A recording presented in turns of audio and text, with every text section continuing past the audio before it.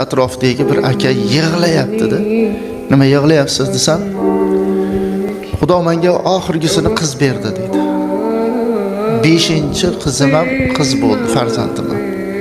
Menga qiz kerak emas deb ayolimni ko'ndirdim. Birovga bersak, ertaga nima bo'lmasin-u, o'zimizni tanishtirib, Astanovkaga olib chiqib, qonini to'yg'azib bering, ustuvoshlarini bering, bilagiga ismini yozib bering, Astanovkaga qo'yib qo'yaman. Olib ketib, boqib katta qilsa o'shaniki bo'lib ketaversin. Savob bo'ladi. Xotinim ham ilojsiz xo'p dedi. Olib chiqib, qonini to'yg'azib, ustuvoshlarini so'mkaga solib, bilagiga ismini yozib qo'yib qo'ydim. Qonni to'qligi uchun juda ham beg'am bo'lganligi uchun ovoz chiqarmadi. O bir asrga yaqin yana uyga olib kirib ketdim dedi. Ertasiga yana ham shunaqa qildik. Hech kim olmadi, yana uyga olib kirib ketdi. Indinisiga ham 3-kun ham olib kirgan, olib chiqib, olib kirib, endi o'zimniki ekan. Hech kimga endi bermayman, boqamiz deb boqdik dedi. Xudo o'g'il berdi dedi.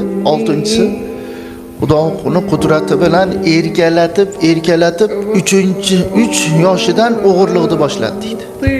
Biz uni endi yoshlik, sho'xlik deb biz deydi, hali erkalik deb biz qo'ni qo'shnikidan narsa ko'tarib chiqadigan bo'ldi. 1-sinfga borganda maktabning yonida qurut sotayotganda yarim qop qurutini ko'tarib keldi dedi. Uyimizni deydi ruchka bosib ketadi dedi. Sinfdoshlarini ruchkasi bormi, qalami bormi, o'chirg'ichi bormi o'g'irlab keladi dedi. Shunaqa o'g'ri bola bo'ldi dedi. Qarang, shunaqa ham o'g'ri bola bo'ldi dedi. Oxiri maktabni bitirmas detkolonnaga ketdi dedi. Detkolonnaga ketdi. Biz katta opalarni chiqarishni boshladik. Ayolim o'lib qoldi. Detkolonnadan xabar keldiki, bitasini pichoqlab qo'yganligi uchun qamoqqa o'tib ketdi endi.